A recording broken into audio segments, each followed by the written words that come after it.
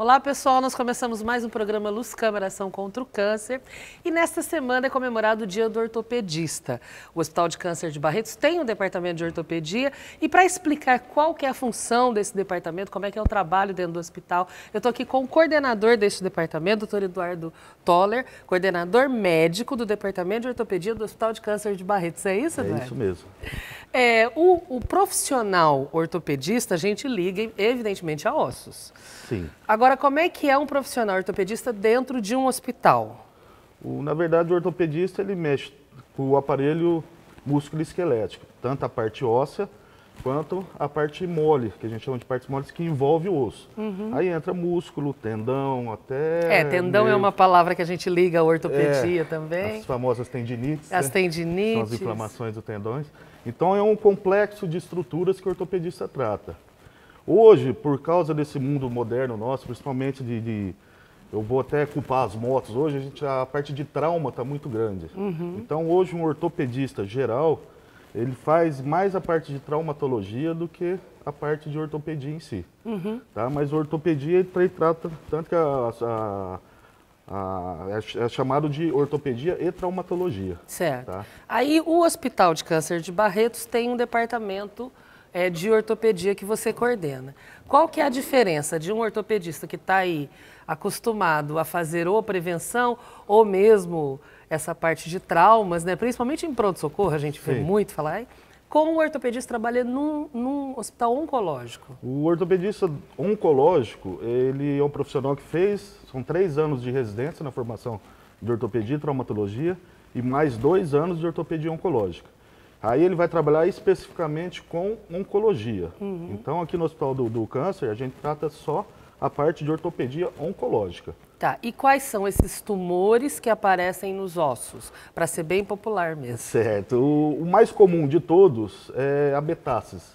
O que é a metástase? É um tumor secundário. Ele vem de outro tumor primário. Por exemplo, um câncer de próstata, ele faz uma metástase para osso, principalmente.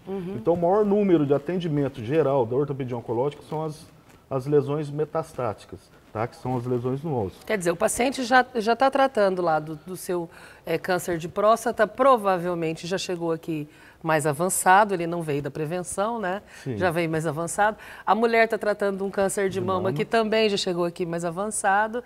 E aí tem o que a gente chama de metástase, né? Que é, assim, popularmente, para o leigo entender, metástase é quando células vão invadindo outras partes, células com câncer vão invadindo tumorais que saem do sítio primário e vai para outra parte do corpo. Tá? E um dos principais lugares onde a metástase vai é o osso. Tá? Por isso que essa é a grande área de atuação nossa. Existe um estudo do porquê? Isso tem porque ela faz a disseminação via sangue hematogênica, que a gente chama, e o osso ele tem uma vascularização um pouco deficitária, vamos falar. Então ele tem um maior acúmulo, essa célula tumoral fica impregnada ali no osso e tem a maior chance de crescer. Mas existe o câncer do osso em si? E tem o câncer primário, tá? Tanto do osso quanto de partes moles. Tá? Esse é o que nós somos referência hoje no Brasil, justamente é do câncer do câncer ósseo primário. Tá? Aí tem vários tipos também. Por que nós somos referência hoje no Brasil? Eu acho que pelo número de atendimento que nós temos, tá? A procura aqui é muito grande, então nós temos uma vivência muito grande com o tumor músculo-esquelético. É tanto ósseo quanto partes moles. Cada um tem uma característica de faixa etária, tá? Então, pelo esse grande número, a gente tem, assim, a gente praticamente só trata isso. O que são esses tumores em partes moles? Os tumores em partes moles são os tumores que não estão no osso. Tá? O ortopedista trata esse tumor dos membros, tanto de braço quanto das pernas. Mas estão próximos ali? Eles estão... Na musculatura? Está na musculatura, está no nervo, está no vaso. Isso, tá? E esses locais também aparecem câncer? Aparece, e muito comum também. Que a gente ouve falar um pouco menos, né? Talvez. É que o pessoal associa mais ortopedia com osso. É. Mas a gente tem um grande número de tumor de partes moles, que a gente chama. Agora, doutora, aqui no programa a gente fala muito em prevenção, em detectar a doença no início. Só que é um tipo de câncer que não passa pela cabeça das pessoas, um câncer no osso. né? Então, uma fratura, a pessoa vai direto no ortopedista e ela já vai imaginando, vou ter que usar a botinha, vou ter que colocar gesso, né? Agora, como é que a gente pode pensar na possibilidade de ser um tumor? Ó, na verdade, prevenção para tumor musculoesquelético não existe, tá? O que a gente tem que chamar a atenção, principalmente dos colegas que não são oncologistas, é sempre suspeitar, porque a doença do osso, o tumor ósseo maligno é muito raro. Ele representa 1% de todos os tumores, ou seja, é muito raro. Então a gente sempre suspeitar que possa ser uma lesão tumoral. Tá? Vou falar com uma criança, por exemplo, que bateu uma perna, fez um raio-x de início e não aparece nada, mas ela continua aí mais 1 mês, 2 meses com dor. Então tem que ser investigado isso aí. Tá? Não é muito comum, mas existe. Tá? Agora a parte preventiva não tem. Assim, é raro, mas a gente conhece. Eu tenho o caso de um amigo que apoiou o braço e quebrou o braço. E na investigação, ele morava em Barretos, e aí a investigação considera sempre, porque os ortopedistas de Barretos estão um pouco mais alertas a isso, né? E na investigação deu que era um tumor. Deu que era, Às vezes muitos chegam com fratura, já que a gente chama de fratura patológica, tá? Que é uma fratura com trauma de baixa energia.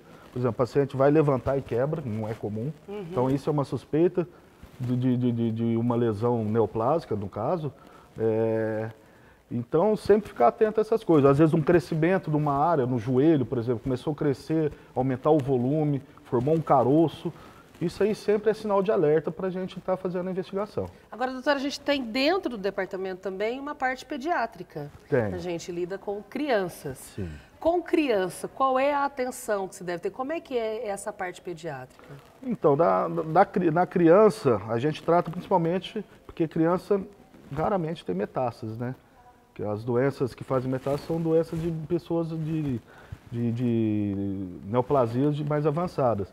Então, criança, a gente trata praticamente o tumor primário, tá? Dentro desses aí está o osteosarcoma e o sarcoma de Ewing, que são os principais tumores do osso, tá? E eles dão na criança. Na fase infantil. Então, nessa fase pediátrica, tanto que hoje a gente tem o hospital infanto-juvenil aí, que a gente tem um grande volume de atendimento na parte de oncológica. E qual que é o índice de cura quando a gente fala em crianças com esse tipo de câncer no osso? Quando a gente fala em câncer, a gente não fala muito em cura, a gente fala em sobrevida. E conforme vai passando no ano, essa sobrevida vai aumentando, está aumentando cada vez mais, até chegar a sobrevida aí, vamos pôr, de 70 anos, a gente já considera a cura.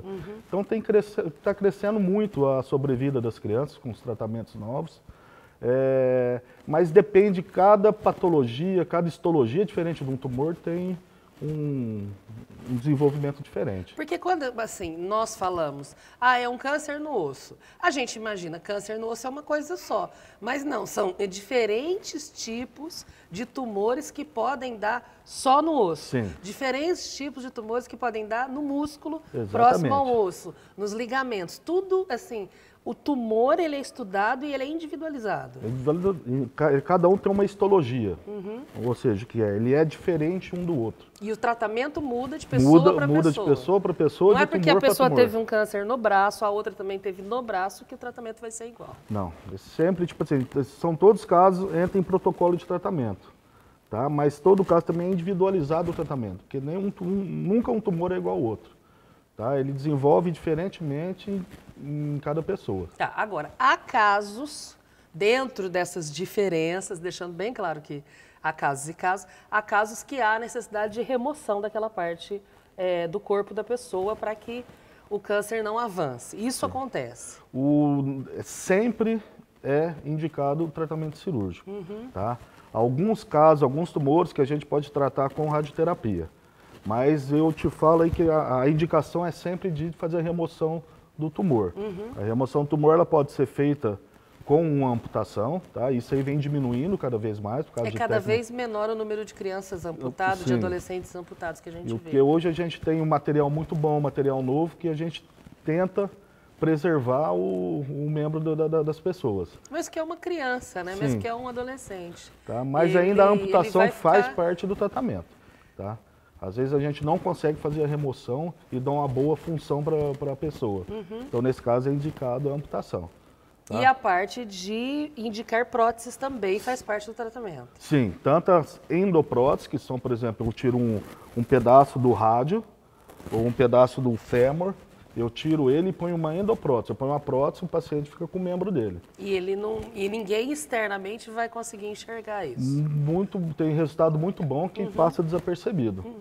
Tá? Eu costumo até ver quando tem visita no hospital, tá cheio de paciente andando e o pessoal vai nos que estão amputados.